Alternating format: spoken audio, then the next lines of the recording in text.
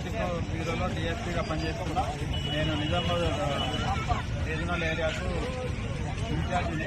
కామారెడ్డి, నిజామాబాద్, నిర్మల్, ఆదిలాబాద్ ఏరియాలో ఈ కల్తీ కళ్ళు, అదేవిధంగా డ్రగ్స్, మారకద్రవ్యాల నిరోధకం విషయంలో చాలా మంచిగా పనిచేస్తున్నాం. మా యొక్క సందేశం ఏంటంటే, ఎట్టి పరిస్థితుల్లో మార్గద్రవ్యాలు అనేది దానికి యువత ముఖ్యంగా ఎవరు బానిస కాకూడదు, పర్టికులర్ గా యువత దీనికి అట్రాక్ట్ కాకుండా ఉండాలనే ఉద్దేశంతో ఇలాంటి కార్యక్రమాలు పెట్టడం జరుగుతుంది. లాస్ట్ మంత్ 7-8 తారీఖులలో మన కామారెడ్డి జిల్లా నక్సలాబాద్ గాంధారి మండలంలో కల్తీకల్లు తాగి 83 మంది హాస్పిటల్ చేరడం జరిగింది. వాళ్ళకి చాలా సీరియస్ ఉండే.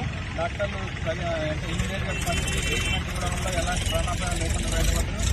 అలా జరగకుండా ఉండాలనే ఉద్దేశంతో మేము వెంబటే మా డైరెక్టర్ గారు సందీప్ చాండిల్య గారు తీసుకు ఏం చేద్దామంటే, ఇట్లా పబ్లిక్ లో అవేర్నెస్ తీసుకురావడం చాలా ముఖ్యమైన ఉద్దేశంతో ఇలాంటి ప్రోగ్రాం పెట్టడం జరిగింది.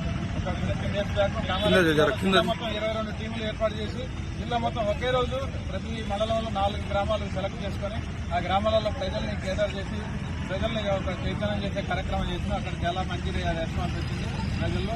అదేవిధంగా ఇప్పుడు మన నిజామాబాద్ జిల్లాలో 26 టీములు పెట్టి నిజామాబాద్ జిల్లా మొత్తం ఒకే రోజు మే 7వ తారీఖు నాడు నిజామాబాద్ జిల్లా మొత్తం ఇదే కార్యక్రమం చేస్తున్నాం. దానిలో భాగంగా నేను సాలూరు మండలంలో ఈ 4 గ్రామాలు సెలెక్ట్ చేసుకుని ఫస్ట్ సాలూరులో ఈ ప్రోగ్రాం ఏర్పాటు చేయడం జరిగింది.